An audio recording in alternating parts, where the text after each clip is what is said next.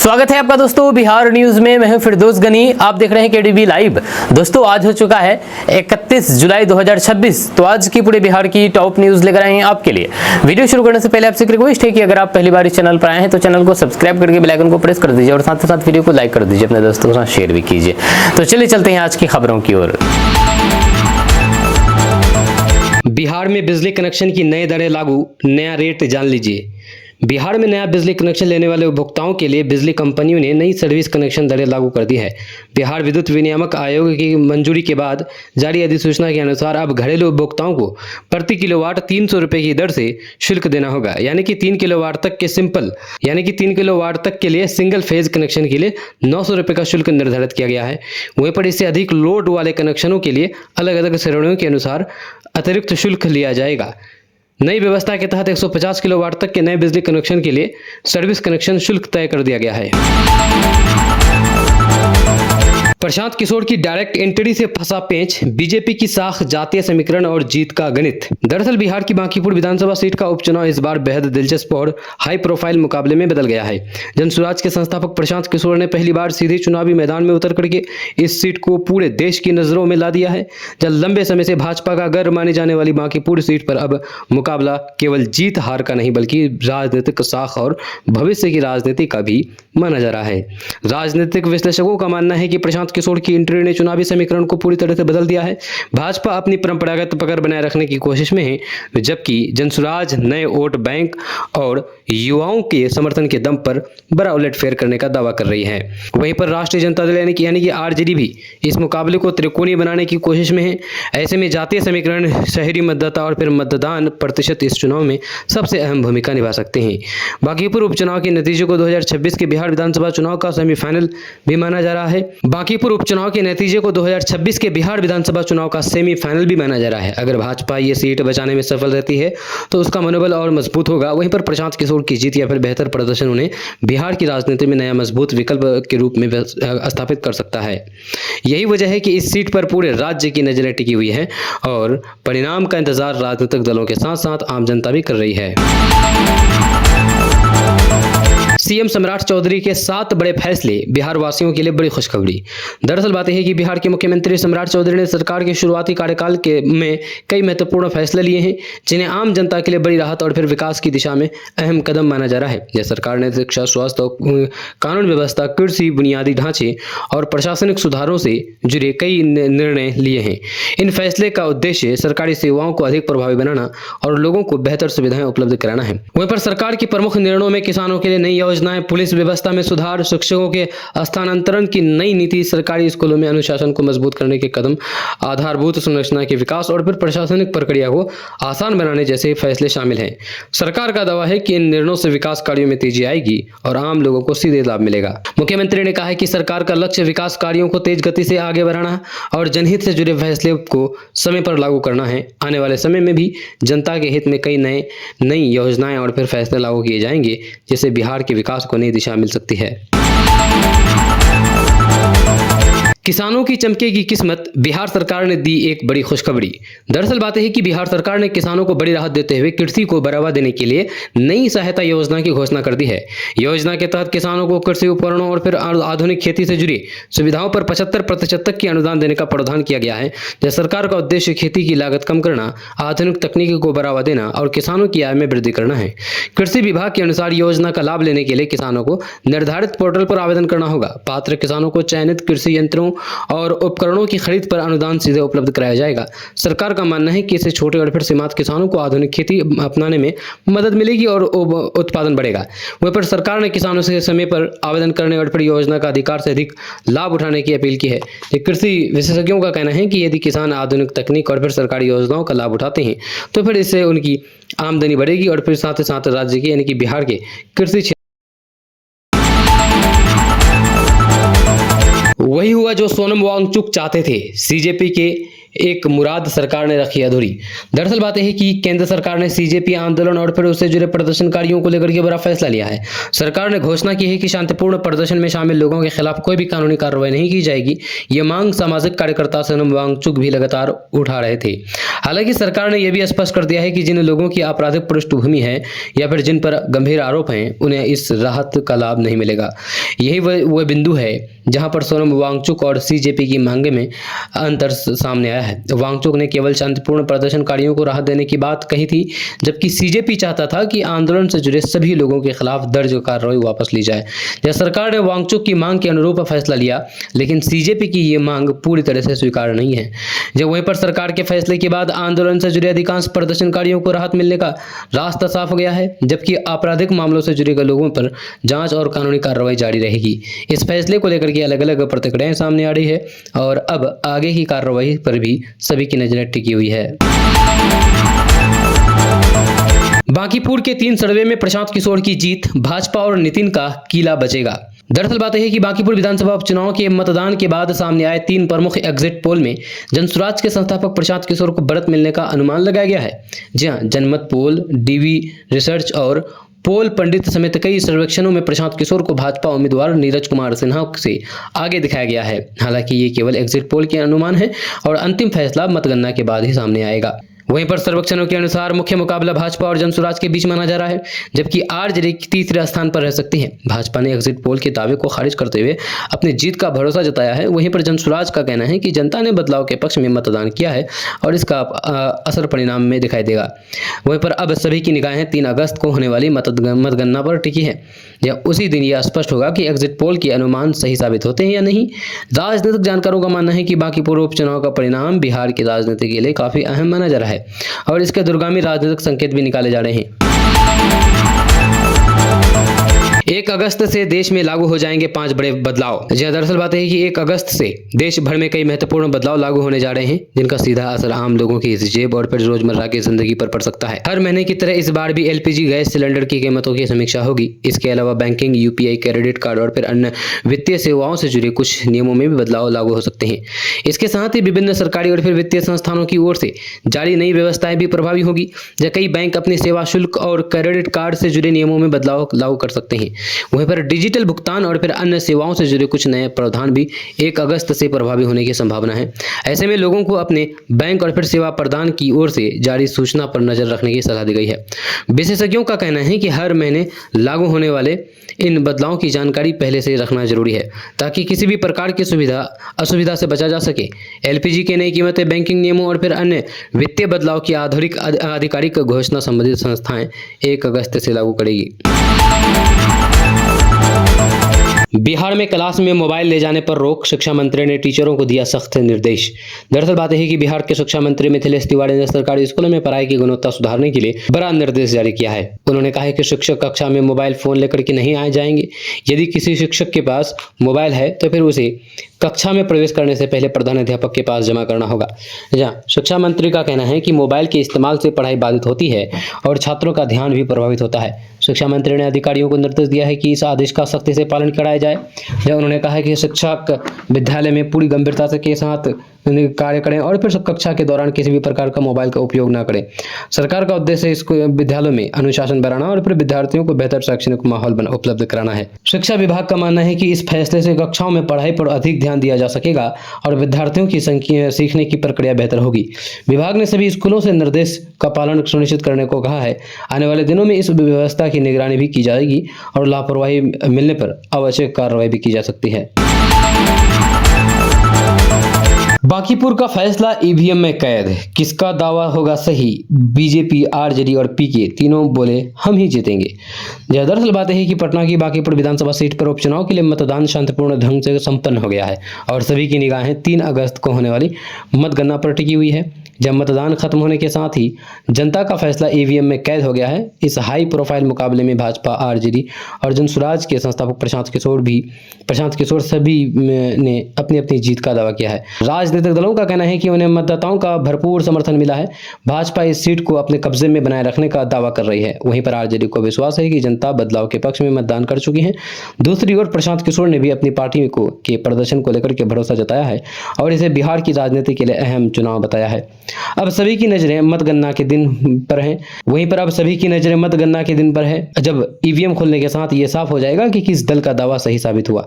राजनीतिक विश्लेषक का मानना है कि बांकीपुर उपचुनाव का परिणाम केवल एक विधानसभा सीट तक सीमित नहीं रहेगा, बल्कि बिहार की आगामी राजनीति और फिर विभिन्न दलों की रणनीति पर भी इसका असर पड़ सकता है। जब बिहार में धड़ल्ले से चला दिए चिल्ड्रेन बैंक ऑफ इंडिया वाले नोट, वर्दी छिन गई लेकिन होशियारी नहीं गई। दरअसल बात है कि बिहार के पूर्वी चंपारण जिले में पुलिस ने एक ऐसे गिरोह का भंडाफोड़ किया है जो लोगों को चिल्ड्रेन बैंक ऑफ इंडिया लिखे नकली नोट देकर के ठगी करता था। जब मामले में 9 आरोपियों को गिरफ्तार किया गया है। पुलिस के अनुसार गिरोह में एक बर्खास्त होमगार्ड जवान भी शामिल था, जो पहले पुलिस की वर्दी पहन करके लोगों का भरोसा जीतता था और फिर ठगी की वारदात को अंजाम देता था। जांच में सामने आया है कि आरोपी लोगों को रुपए दोगुना करने का झांसा देते थे और असली नोट के बदले चिल्ड्रेन बैंक ऑफ इंडिया छपे नकली नोट थमा देते थे। जानकारी के छापेमारी के दौरान पुलिस ने नकली नोट, पुलिस की वर्दी और फिर अन्य सामान बरामद किया है। गिरफ्तार सभी आरोपियों की से पूछताछ की जा रही है ताकि गिरोह के अन्य सदस्य और पूरे नेटवर्क का पता लगाया जा सके। पुलिस ने लोगों से अपील की है कि किसी भी तरीके के लालच या फिर संदिग्ध लेन देन से बचें और ऐसी किसी भी गतिविधि की सूचना तुरंत पुलिस को दें। अधिकारियों का कहना है कि इस तरीके से ठगी गिरोह के खिलाफ अभियान आगे भी जारी रहेगा और फिर दोषियों के विरुद्ध सख्त कानूनी कार्रवाई की जाएगी। वैभव सूर्यवंशी को 15 साल की उम्र में क्यों बनाया गया दिलीप ट्रॉफी का उपकप्तान? सेलेक्टर ने बताई बड़ी वजह। दरअसल बात है कि बिहार के युवा क्रिकेटर वैभव सूर्यवंशी को महज 15 साल की उम्र में ईस्ट जोन टीम का उप कप्तान बनाए जाने के फैसले ने क्रिकेट जगत का ध्यान खींचा है। इस फैसले पर उठ रहे सवालों के बीच चयनकर्ताओं ने साफ कर दिया है कि वैभव सूर्यवंशी को ये जिम्मेदारी केवल उनकी बल्लेबाजी नहीं बल्कि उनके नेतृत्व कौशल, परिपक्व सोच और लगातार शानदार प्रदर्शन को देखते हुए दी गई है। चयन समिति का मानना है कि उनमें भविष्य में भारतीय टीम का नेतृत्व करने की क्षमता भी दिखाई देती है। जहां चयनकर्ताओं ने कहा है कि वैभव सूर्यवंशी ने कम उम्र में ही जिस तरह से घरेलू क्रिकेट और फिर जूनियर स्तर पर लगातार प्रभावशाली प्रदर्शन किया है, उसने सभी को प्रभावित कर दिया है। टीम प्रबंधन चाहता है कि उन्हें अभी से नेतृत्व की जिम्मेदारी दी जाए ताकि भविष्य के लिए एक मजबूत कप्तान तैयार किया जा सके। यही कारण है कि अनुभवी खिलाड़ियों की मौजूदगी के बावजूद उन्हें उप कप्तान की जिम्मेदारी सौंपी गई है। वैभव सूर्यवंशी का ये चयन बिहार क्रिकेट के लिए भी गर्व का विषय माना जा रहा है। क्रिकेट विशेषज्ञों का कहना है कि इतनी कम उम्र में दलीप ट्रॉफी जैसी प्रतिष्ठित प्रतियोगी में उप कप्तान बनाना उनकी प्रतिभा और फिर मेहनत का प्रमाण है। सुप्रीम कोर्ट ने बिहार के मंत्री दीपक प्रकाश के पद पर बने रहने पर उठाए सवाल। दरअसल सुप्रीम कोर्ट ने बिहार सरकार से पंचायती राज मंत्री दीपक प्रकाश के पद पर बने रहने को लेकर के कड़े सवाल पूछे हैं। अदालत ने सुनवाई के दौरान कहा है कि यदि कोई मंत्री विधायक या फिर विधान परिषद की सदस्य नहीं है तो फिर वह संविधान के अनुच्छेद 6 महीने के से अधिक समय तक मंत्री पद पर कैसे बना रह सकता है। जब कोर्ट ने इस मामले में राज्य सरकार से विस्तृत जवाब तलब किया है। सुनवाई के दौरान चयनकर्ताओं की ओर से दलील दी गई है कि दीपक प्रकाश निर्धारित संवैधानिक अवधि से अधिक समय तक मंत्री पद पर बने हुए हैं। इस पर सुप्रीम कोर्ट ने कहा है कि यह संविधान की व्याख्या से जुड़ा महत्वपूर्ण प्रश्न है और राज्य सरकार को स्पष्ट करना चाहिए होगा कि संबंधित मंत्री के पद पर बने रहने के कानूनी आधार क्या है। फिलहाल सुप्रीम कोर्ट ने बिहार सरकार को नोटिस जारी करके जवाब मांगा है और मामले की अगली सुनवाई निर्धारित की है। अदालत के अंतिम फैसले पर सभी की नजरें टिकी हुई है क्योंकि यह मामला केवल एक मंत्री पद तक सीमित नहीं है बल्कि संविधान के अनुच्छेद 164(4) की व्याख्या और फिर उसके पालन से जुड़ा हुआ है। बिहार का मौसम आज 31 जुलाई कैसा रहेगा? कैमूर से कटिहार तक भारी बारिश की चेतावनी, 24 जिलों में आंधी पानी बिजली का अलर्ट। दरअसल बात है कि बिहार में मानसून एक बार फिर से सक्रिय हो गया है। मौसम विभाग ने आज 31 जुलाई को कैमूर से लेकर के कटिहार तक कई जिलों में भारी बारिश की संभावना जताई है। जब उसके साथ ही राज्य के 24 जिलों के लिए आंधी, तेज हवा और फिर वज्रपात को लेकर के येलो अलर्ट जारी कर दिया है। जहां मौसम विभाग ने लोगों से खराब मौसम के दौरान सतर्क रहने और फिर अनावश्यक रूप से घर से बाहर नहीं निकलने की सलाह दी गई है। मौसम विभाग के अनुसार कई इलाकों में तेज हवाओं के साथ मध्यम से भारी बारिश हो सकती है। वज्रपात की आशंका को देखते हुए किसानों और फिर खुले स्थानों पर काम करने वाले लोगों को विशेष सावधानी बरतने की सलाह दी गई है। प्रशासन को भी संभावित जल जमाव और फिर आपदा जैसी स्थिति से निपटने के लिए अलर्ट पर रहने के निर्देश दिए गए हैं। मौसम विशेषज्ञों का कहना है कि अगले कुछ दिनों तक बिहार के कई हिस्सों में बारिश का सिलसिला जारी रह सकता है। ऐसे में लोगों से मौसम विभाग द्वारा जारी दिशा निर्देशों का पालन करने, बिजली चमकने के दौरान सुरक्षित स्थानों पर रहने और अफवाहों से बचने की अपील की है। बिहार में 2019 के पहले वाले पुलिस सिस्टम की वापसी, सम्राट सरकार का बड़ा फैसला। दरअसल बात यह है कि बिहार सरकार ने बिहार की कानूनी व्यवस्था को और अधिक मजबूत बनाने के लिए पुलिस व्यवस्था में बड़ा बदलाव करने का निर्णय लिया है। सरकार ने साल 2019 से पहले लागू जोनल पुलिस सिस्टम को फिर से बहाल करने का फैसला किया है। नई व्यवस्था के तहत बिहार को एक बार फिर से 4 पुलिस जोन में बांटा जाएगा, जिससे प्रशासनिक नियंत्रण मजबूत होगा और फिर कानून व्यवस्था पर प्रभावी निगरानी रखी जा सकेगी। सरकार का कहना है कि पुराने जोनल सिस्टम के लागू होने से वरिष्ठ पुलिस अधिकारियों के बीच बेहतर समन्वय बनेगा और अपराध नियंत्रण में तेजी आएगी। नई व्यवस्था के तहत अलग अलग जोन की जिम्मेदारी वरिष्ठ अधिकारियों को सौंपी जाएगी, जिससे घटनाओं पर त्वरित कार्रवाई और फिर पुलिस की निगरानी पहले से अधिक प्रभावी होगी। नीट पेपर लीक आंदोलन की जीत पर तराड़ी में संकल्प मार्च, आंदोलनकारियों की रिहाई की उठी मांग। दरअसल बात यह है कि नीट पेपर लीक मामले को लेकर के चल रहे आंदोलन के समर्थन में भोजपुर जिले के तराड़ी में संकल्प मार्च निकाला गया। इस दौरान बड़ी संख्या में छात्र, युवा और फिर विभिन्न संगठनों के लोग शामिल हुए। मार्च में शामिल लोगों ने आंदोलन को छात्रों की जीत बताते हुए आंदोलन के दौरान गिरफ्तार किए गए लोगों की रिहाई की मांग उठाई है। जहां हाल के दिनों में नीट पेपर लीक को लेकर के बिहार में व्यापक विरोध प्रदर्शन देखने को मिला था। जहां संकल्प मार्च के दौरान वक्ताओं ने कहा कि छात्रों की आवाज को दबाने के बजाय उनकी मांगों पर गंभीरता से विचार किया जाना चाहिए था। उन्होंने आंदोलन के दौरान दर्ज मामलों को वापस लेने और फिर सभी आंदोलनकारियों को जल्द रिहा करने की मांग की है। प्रदर्शनकारियों का कहना था कि परीक्षा व्यवस्था में पारदर्शिता और फिर युवाओं के भविष्य की सुरक्षा सरकार की प्राथमिक जिम्मेदारी है। 3 अगस्त को बांकीपुर से देश को एक मैसेज जाएगा, चुनाव खत्म होते ही तेजस्वी यादव ने कर दी बड़ी भविष्यवाणी। दरअसल बात यह है कि बांकीपुर विधानसभा उपचुनाव में मतदान संपन्न होने के बाद आरजेडी के नेता तेजस्वी यादव ने बड़ा दावा कर दिया है। उन्होंने कहा है कि 3 अगस्त को आने वाले चुनाव परिणाम सिर्फ एक सीट का फैसला नहीं होगा, बल्कि पूरे देश के लिए एक बड़ा राजनीतिक संदेश लेकर के आएगा।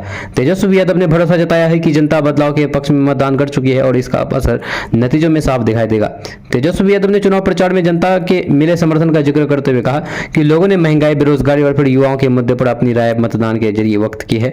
जब उन्होंने दावा कर दिया है कि बांकीपुर का जनादेश बिहार की आगामी राजनीति की दिशा तय करेगा और फिर विपक्ष को नई ताकत देगा। वहीं पर दूसरी ओर भाजपा और फिर जनसुराज भी अपनी अपनी जीत का दावा कर रहे हैं, जिससे मुकाबला बेहद दिलचस्प माना जा रहा है। अब सभी की निगाहें 3 अगस्त को होने वाली मतगणना पर टिकी हुई है। राजनीतिक विश्लेषकों का मानना है कि बांकीपुर उपचुनाव का परिणाम केवल एक विधानसभा सीट तक सीमित नहीं रहेगा, बल्कि बिहार की बदलती राजनीतिक तस्वीर और फिर आगामी चुनाव की रणनीति पर भी इसका असर देखने को मिल सकता है। पटना में नरेंद्र मोदी का बनेगा मंदिर, बिहार ट्रांसजेंडर बोर्ड के प्रस्ताव को दी मंजूरी। दरअसल बात है कि बिहार राज्य ट्रांसजेंडर कल्याण बोर्ड ने पटना में प्रधानमंत्री नरेंद्र मोदी के नाम पर एक मंदिर बनाने के प्रस्ताव को मंजूरी दे दी है। जब बोर्ड के एक सदस्य के अनुसार ये प्रस्ताव इस आधार पर रखा गया है कि प्रधानमंत्री मोदी ने ट्रांसजेंडर समुदाय के सम्मान, अधिकारों और फिर कल्याण के लिए कई पहल की है। बोर्ड की बैठक में इस प्रस्ताव को स्वीकृति मिलने के बाद ये मामला चर्चा का विषय बना हुआ है। वहीं पर बोर्ड की ओर से कहा गया है कि प्रस्तावित मंदिर समुदाय की ओर से सम्मान और फिर आभार का प्रतीक होगा। हालांकि मंदिर के निर्माण की जगह, समय सीमा और फिर अन्य औपचारिकताओं को लेकर के अभी विस्तृत जानकारी सामने नहीं आई है। जब प्रस्ताव को लेकर के राजनीतिक और फिर सामाजिक स्तर पर भी अलग अलग प्रतिक्रियाएं देखने को मिल रही हैं।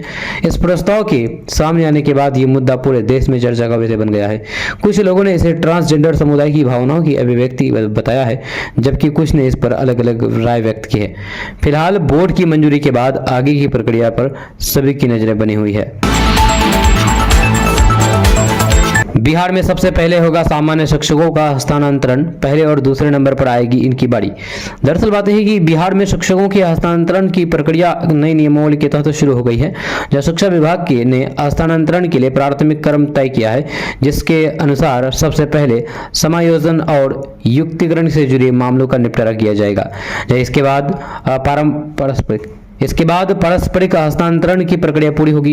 इन दोनों चरणों के बाद सामान्य शिक्षकों के हस्तांतरण पर विचार किया जाएगा, जहां शिक्षा विभाग के अनुसार पूरी प्रक्रिया ऑनलाइन ई शिक्षा कोष पोर्टल के माध्यम से होगी।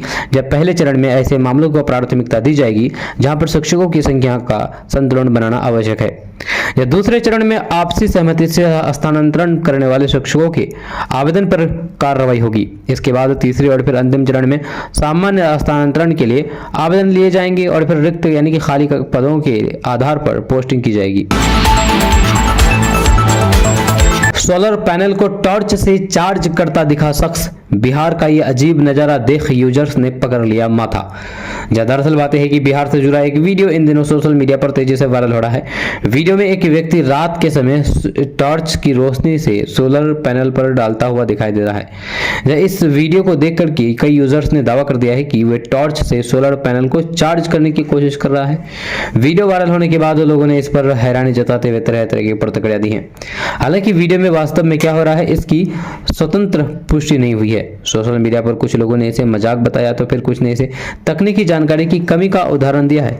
सोलर पैनल प्रकाश से बिजली उत्पन्न करते हैं, लेकिन टॉर्च जैसी सीमित रोशनी से उन्हें व्यवहारिक रूप से चार्ज करना संभव नहीं माना जाता। वीडियो के वायरल होने के बाद इंटरनेट पर मीम्स और फिर मजेदार टिप्पणियों की बार आ गई है। जो कई यूजर्स ने इसे देसी जुगाड़ बताया, जबकि अन्य ने लोगों से अपील की है कि सोशल मीडिया पर वायरल वीडियो को बिना पुष्टि किए सच न माने। या फिलहाल ये वीडियो चर्चा का विषय बना हुआ है और फिर लोग इसे अलग अलग नजरिया से देख रहे हैं। उत्तर बिहार के गांव में इलाज की बदलेगी तस्वीर, स्वास्थ्य सुधार की दिशा में आईसीएमआर का बड़ा कदम। दरअसल बात है कि उत्तर बिहार के ग्रामीण इलाकों में स्वास्थ्य सेवाओं को बेहतर बनाने की दिशा में बड़ा वैज्ञानिक अनुसंधान परिषद यानी कि आईसीएमआर ने बड़ा कदम उठाया है। आईसीएमआर ने मुजफ्फरपुर स्थित श्री कृष्ण मेडिकल कॉलेज एवं हॉस्पिटल के विशेषज्ञों के साथ मिलकर के एक नई स्वास्थ्य पहल शुरू की है। इस पहल का उद्देश्य गाँव में रहने वालों तक बेहतर इलाज, समय पर जांच और फिर आधुनिक स्वास्थ्य सुविधाएं पहुंचानी है, ताकि गंभीर बीमारियों की पहचान और शुरुआती चरणों में हो सके।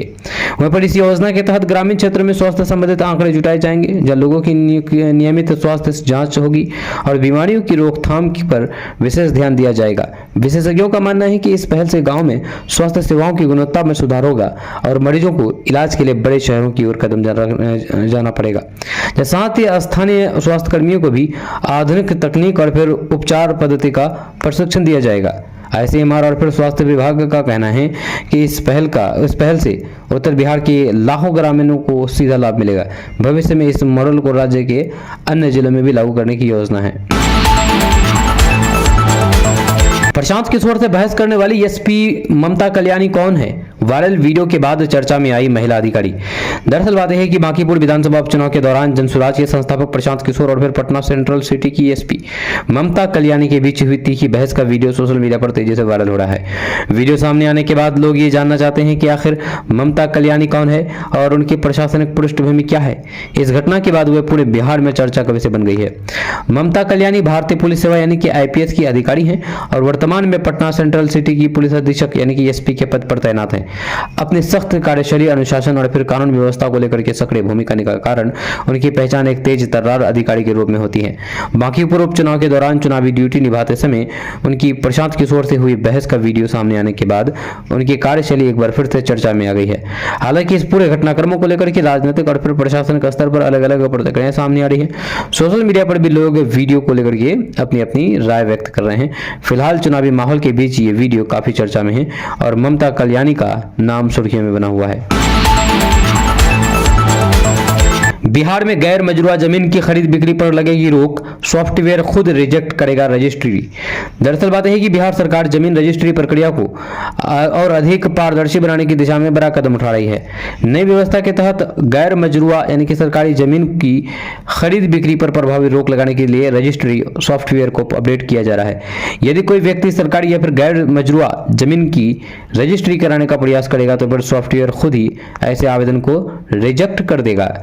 राजस्व एवं निबंधन विभाग का मानना है कि इस नई तकनीकी व्यवस्था से सरकारी जमीन की अवैध खरीद बिक्री और फिर फर्जी रजिस्ट्री पर रोक लगेगी। इसके साथ ही जमीन के रिकॉर्ड का ऑनलाइन सत्यापन किया जाएगा, जिससे केवल वैध और फिर रिकॉर्ड में दर्ज भूमि ही की रजिस्ट्री संभव हो सकेगी।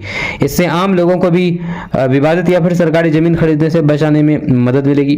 वहीं पर सरकार का कहना है कि नई व्यवस्था लागू होने के बाद भूमि निबंधन प्रक्रिया पहले से अधिक सुरक्षित, पारदर्शी और फिर तकनीकी आधारित होगी। अधिकारियों को इसके लिए आवश्यक प्रशिक्षण दिया जा रहा है और सॉफ्टवेयर को अंतिम रूप दिया जा रहा है। उम्मीद है कि इस व्यवस्था से भूमि विभाग और फर्जीवाड़े के मामले में उल्लेखनीय कमी आएगी। आरजेडी सांसद मनोज झा बोले, जेन जी की भाषा पर सवाल मत कीजिए। दरअसल बात है कि राज्यसभा में एंटी पेपर लीक बिल पर चर्चा के दौरान आरजेडी सांसद मनोज झा ने युवाओं से जुड़े मुद्दों को जोरदार तरीके से उठाया है। उन्होंने कहा है कि आज की जेन जी पीढ़ी की भाषा और फिर अभिव्यक्ति पर सवाल उठाने के बजाय उनकी भावनाओं और फिर चिंताओं को समझने की जरूरत है। मनोज झा ने कहा है कि युवाओं का गुस्सा और फिर उनकी भाषा उनके अनुभव और फिर हालात को दर्शाती है, इसलिए उन्हें केवल शब्दों के आधार पर नहीं आंका जाना चाहिए। ये कहना है मनोज झा का। उन्होंने सरकार पर निशाना साधते हुए कहा कि युवाओं के सामने सबसे बड़ी चुनौती रोजगार, प्रतियोगी परीक्षाओं में अनियमितता और भविष्य की अनिश्चितता है। ऐसे में अगर युवा अपनी बात अलग अंदाज में रखते हैं तो फिर उनकी भाषा की आलोचना करने के बजाय उनकी समस्याओं का समाधान खोजा जाना चाहिए। मनोज झा ने कहा है कि संसद को युवाओं की आवाज सुननी चाहिए, न कि उनकी अभिव्यक्ति की सवाल पर। सीमांचल क्षेत्र की तस्वीर अब चाय से बदलने जा रही है। राज्य सरकार ने किशनगंज, पूर्णिया और कटिहार जिले में चाय की खेती को बढ़ावा देने के लिए 6.55 करोड़ की चाय की विकास योजना को मंजूरी दे दी है। कृषि मंत्री विजय कुमार सिन्हा ने कहा कि इस योजना से सीमांचल के किसान आत्मनिर्भर बनेंगे और क्षेत्र की पहचान देश के उभरते चाय उत्पादक क्षेत्र के रूप में मजबूत होगी। कृषि मंत्री ने योजना की जानकारी देते हुए कहा कि बिहार सरकार अब परंपरागत खेती से आगे बढ़कर उच्च मूल्य वाली फसलों को प्रोत्साहित कर रही है। सीमांचल की जलवायु और मिट्टी चाय की खेती के लिए बेहद अनुकूल है। यहाँ की बारिश, नमी और पहाड़ी इलाकों की मिट्टी चाय के पौधों के लिए आदर्श मानी जाती है। मंत्री ने कहा कि अब तक सीमांचल के किसान मुख्य रूप से धान, मक्का और जूट पर निर्भर थे, लेकिन इन फसलों से आमदनी सीमित रहती थी। चाय एक ऐसी फसल है जो एक बार लगाने के बाद पैकेजिंग और विपणन से जुड़े नए रोजगार भी सर्जित होंगे। उन्होंने कहा कि इस योजना के जरिए सरकार का उद्देश्य सीमांचल में कृषि विविधीकरण को गति देना है, ताकि किसान एक फसल पर निर्भर ना रहे। 6.55 करोड़ की इस योजना के तहत तीनों जिलों में चाय की नर्सरी, पौधारोपण, प्रशिक्षण और विपणन की व्यवस्था की जाएगी। कृषि विभाग किसानों को तकनीकी जानकारी देने के साथ साथ चाय की वैज्ञानिक खेती का प्रशिक्षण भी देगा। योजना में उन किसानों को प्राथमिकता दी जाएगी जो कम उपजाऊ जमीन पर खेती करते हैं। विभागीय अधिकारियों को निर्देश दिया गया है कि योजना का क्रियान्वयन पूरी पारदर्शिता और समयबद्ध तरीके से हो। पात्र किसानों का चयन जल्द हो ताकि अगले सीजन में ही पौधारोपण शुरू किया जा सके। कृषि मंत्री ने कहा कि प्रधानमंत्री नरेंद्र मोदी के नेतृत्व में केंद्र सरकार भी पूर्व, उत्तर और सीमावर्ती क्षेत्रों में चाय उत्पादन को बढ़ावा दे रही है। बिहार सरकार उसी सोच के साथ काम कर रही है। डबल इंजन की सरकार का फोकस अब कृषि में आत्मनिर्भरता और मूल्य संवर्धन पर है। चाय विकास योजना इसी कड़ी का हिस्सा है। इससे सीमांचल के किसान न सिर्फ अपनी आमदनी बढ़ाएंगे बल्कि बिहार को भी चाय के नक्शे पर लाने में मदद करेंगे। किशनगंज में एमआईएम के बहादुरगंज विधायक तौसीफ आलम के एक बयान को लेकर राजनीतिक माहौल गर्मा गया है। विधायक ने सांसद कंगना रनौत के एक बयान पर पलटवार करते हुए उनके खिलाफ विवादित टिप्पणी की है। साथ ही उन्होंने लोकतंत्र में धरना प्रदर्शन और भूख हड़ताल के अधिकार का भी समर्थन किया। आइए जानते हैं पूरी खबर। उससे पहले आप हमारे पेज पर नए हैं तो अभी फॉलो कर लीजिए। बिहार के किशनगंज जिले के बहादुरगंज विधानसभा क्षेत्र से एमआईएम विधायक तौसीफ आलम द्वारा सांसद कंगना रनौत पर की गई टिप्पणी के बाद राजनीतिक हलकों में बहस तेज हो गई है। विधायक तौसीफ आलम ने मीडिया से बातचीत के दौरान कंगना रनौत के एक बयान पर प्रतिक्रिया देते हुए उनके खिलाफ विवादित टिप्पणी की। उन्होंने कहा कि वो अपनी भाषा को खराब नहीं करना चाहते, लेकिन कंगना रनौत के अतीत की जिक्र करते हुए उनके बारे में आपत्तिजनक शब्दों का इस्तेमाल किया। इस दौरान विधायक ने लोकतंत्र में विरोध प्रदर्शन और भूख हड़ताल के अधिकार का भी बचाव किया। उनका कहना था कि अपनी मांगों को लेकर शांतिपूर्ण धरना प्रदर्शन या भूख हड़ताल करना लोकतांत्रिक व्यवस्था का हिस्सा है और प्रत्येक नागरिकों को अपनी बात रखने का अधिकार है। विधायक ने आरोप लगाया कि कंगना रनौत प्रदर्शनकारियों पर सवाल उठा रही है, जबकि लोकतंत्र में विरोध दर्ज कराना संविधान प्रदत्त अधिकार है। उन्होंने ये भी कहा कि जनप्रतिनिधियों को अपने पद की गरिमा बनाए रखते हुए सार्वजनिक बयान देने चाहिए। गौरतलब है कि ये बयान सांसद कंगना रनौत की ओर से दिए गए एक बयान के जवाब में सामने आया है। हालांकि इस पूरे विवाद पर कंगना रनौत की ओर से इस बयान के संबंध में कोई नई आधिकारिक प्रतिक्रिया सामने नहीं आई है। विधायक तौसीफ आलम की टिप्पणी के बाद राजनीतिक प्रतिक्रियाओं का दौर शुरू हो गया है। विभिन्न राजनीतिक दलों और नेताओं की ओर से इस मुद्दे पर अलग अलग राय सामने आ रही है। ऐसे मामलों में सार्वजनिक जीवन से जुड़े लोगों के बयानों को लेकर राजनीतिक बहस तेज होना स्वाभाविक माना जा रहा है। फिलहाल ये मामला राजनीतिक बयानबाजी का विषय बना हुआ है। आने वाले दिनों में इस पर अन्य राजनीतिक दलों और संबंधित पक्षों की प्रतिक्रियाएं भी सामने आ सकती है। वहीं राजनीतिक विश्लेषकों का मानना है कि चुनावी माहौल के बीच इस तरह के बयान राजनीतिक चर्चा को और तेज कर सकते हैं। इसके बारे में आपका क्या राय है, कमेंट में जरूर बताएं। किशनगंज में नीट पेपर लीक को लेकर हुए विरोध प्रदर्शन के दौरान दर्ज मुकदमों को वापस लेने की प्रक्रिया तेज हो गई है। सुप्रीम कोर्ट के निर्देश और राज्य के एडवोकेट जनरल के पत्र के बाद जिला प्रशासन ने आवश्यक कार्रवाई शुरू कर दी है। प्रशासन का कहना है कि विशेष रूप से छात्रों के भविष्य को ध्यान में रखते हुए मामलों की समीक्षा की जा रही है। आइए जानते हैं पूरी खबर।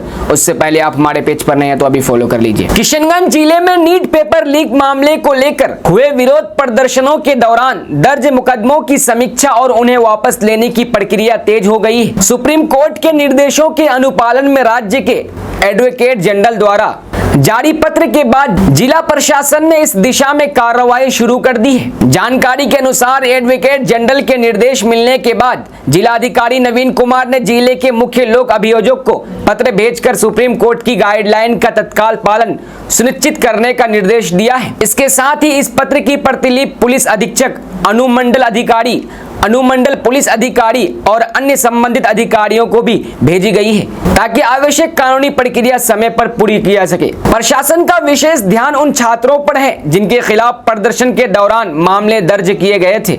अधिकारियों का कहना है कि ऐसे मामलों की प्राथमिकता के आधार पर समीक्षा की जा रही है ताकि छात्रों के भविष्य पर किसी तरह का नकारात्मक प्रभाव न पड़े। पढ़ाई, प्रतियोगी परीक्षाओं और रोजगार के अवसरों को देखते हुए नियम अनुसार राहत देने की प्रक्रिया आगे बढ़ाई जा रही है। किशनगंज जिले से एक नाबालिग लड़की के लापता होने का मामला सामने आया है। परिजनों ने एक युवक पर लड़की को बहला फुसलाकर अपने साथ ले जाने की आशंका जताई है। पिता की शिकायत पर सदर थाना में प्राथमिकी दर्ज कर ली गई है और पुलिस ने मामले की जांच के साथ साथ लड़की की तलाश तेज कर दी है। आइए जानते हैं पूरी खबर। उससे पहले आप हमारे पेज पर नए हैं तो अभी फॉलो कर लीजिए। किशनगंज जिले के सदर थाना क्षेत्र में एक नाबालिग लड़की के अचानक लापता होने से परिवार में चिंता का माहौल है। घटना के बाद परिजनों ने पुलिस से मदद की गुहार लगाई है और एक युवक पर लड़की को बहला फुसलाकर अपने साथ ले जाने का आरोप लगाया है। पुलिस ने शिकायत दर्ज कर मामले की जांच शुरू कर दी है। जानकारी के अनुसार मंगलवार को नाबालिग लड़की के माता पिता रोज की तरह खेत में मजदूरी करने गए थे। घर पर उनकी बेटी अकेली थी। जब शाम को दोनों काम खत्म कर वापस लौटे तो बेटी घर पर नहीं मिली। शुरुआत में परिजनों को लगा कि वो आसपास किसी रिश्तेदार या पड़ोसी के यहाँ गई होगी, लेकिन काफी देर तक तलाश करने के बाद भी उसका कोई पता नहीं चल सका। इसके बाद परिवार के लोगों ने आसपास के गांव, रिश्तेदारों और परिचितों के यहाँ भी खोजबीन की, लेकिन नाबालिग का कोई सुराग नहीं मिला।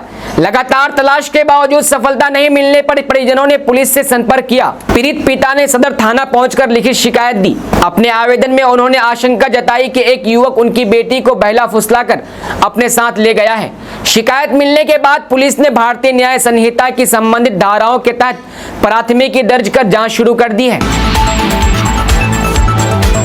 किशनगंज पुलिस ने सभी मीडिया संस्थानों, डिजिटल मीडिया प्लेटफॉर्म और सोशल मीडिया उपयोगकर्ताओं के लिए एक महत्वपूर्ण सूचना जारी की है। पुलिस ने स्पष्ट किया है कि माननीय न्यायालय के आदेश के अनुपालन में उपद्रवियों की पहचान के लिए पहले जारी की गई सूची 1 और सूची 2 की सभी तस्वीरों को सोशल मीडिया से हटाना अनिवार्य है। पुलिस ने सभी से तत्काल प्रभाव से इन तस्वीरों को डिलीट करने की अपील की है। आइए जानते हैं पूरी खबर। उससे पहले आप हमारे पेज पर नए हैं तो अभी फॉलो कर लीजिए। किशनगंज पुलिस ने एक अहम सार्वजनिक सूचना जारी करते हुए सभी मीडिया संस्थानों, डिजिटल मीडिया प्लेटफॉर्म, यूट्यूब चैनलों और सोशल मीडिया उपयोगकर्ताओं से अपील की है कि उपद्रवियों की पहचान के लिए पूर्व में जारी किए गए सभी फोटो तत्काल प्रभाव से अपने अपने प्लेटफॉर्म से हटा दिए जाए। पुलिस के अनुसार बहादुरगंज और एलआरपी चौक से जुड़े विरोध प्रदर्शन के बाद पहचान के उद्देश्य से सूची 1 और सूची 2 के अंतर्गत कई लोगों की तस्वीरें जारी की गई थी। इन तस्वीरों को विभिन्न समाचार माध्यमों, डिजिटल प्लेटफॉर्म और सोशल मीडिया पर व्यापक रूप से साझा किया गया था ताकि संदिग्ध व्यक्तियों की पहचान में मदद मिल सके। यह निर्देश केवल मीडिया संस्थानों तक सीमित नहीं है, बल्कि उन सभी व्यक्तियों पर भी लागू होता है जिन्होंने अपने व्यक्तिगत Facebook, x, Instagram, WhatsApp, YouTube या अन्य सोशल मीडिया अकाउंट पर इन तस्वीरों को पोस्ट या फॉरवर्ड किया है। पुलिस ने यह भी स्पष्ट किया है कि यह कदम पूरी तरह माननीय न्यायालय के आदेश के अनुसार में उठाया जा रहा है। इसलिए सभी नागरिकों और मीडिया संस्थानों से अपेक्षा की गई है कि वो न्यायालय के निर्देशों का सम्मान करते हुए संबंधित तस्वीरों को तुरंत हटा दे और भविष्य में भी इस प्रकार की सामग्री को साझा करने से बचे। प्रशासन का कहना है कि न्यायिक प्रक्रिया का सम्मान करना सभी की जिम्मेदारी है। ऐसे मामलों में अदालत के निर्देशों का पालन करना आवश्यक होता है ताकि किसी व्यक्ति के अधिकारों का उल्लंघन न हो और कानूनी प्रक्रिया निष्पक्ष रूप से आगे बढ़ सके। किशनगंज पुलिस ने अंत में एक बार फिर सभी मीडिया संस्थानों, डिजिटल प्लेटफॉर्म संचालकों और आम सोशल मीडिया उपयोगकर्ताओं से सहयोग की अपील करते हुए कहा है कि यदि उनके किसी भी अकाउंट पर सूची 1 या सूची 2 से संबंधित तस्वीरें मौजूद है तो उन्हें तत्काल प्रभाव से हटाना सुनिश्चित करें।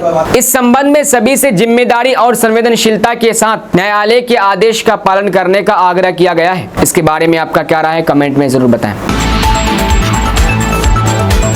किशनगंज शहर के लोगों के लिए बड़ी खुशखबरी है। शहर की वर्षों पुरानी पेयजल समस्या के समाधान की दिशा में बड़ा कदम उठाया गया है। अमृत 2.0 योजना के तहत 53 करोड़ 71 लाख रुपए से अधिक की जलापूर्ति परियोजना को प्रशासनिक स्वीकृति मिल गई है। इस योजना से हजारों परिवारों को स्वच्छ और नियमित पेयजल उपलब्ध कराने का लक्ष्य रखा गया है।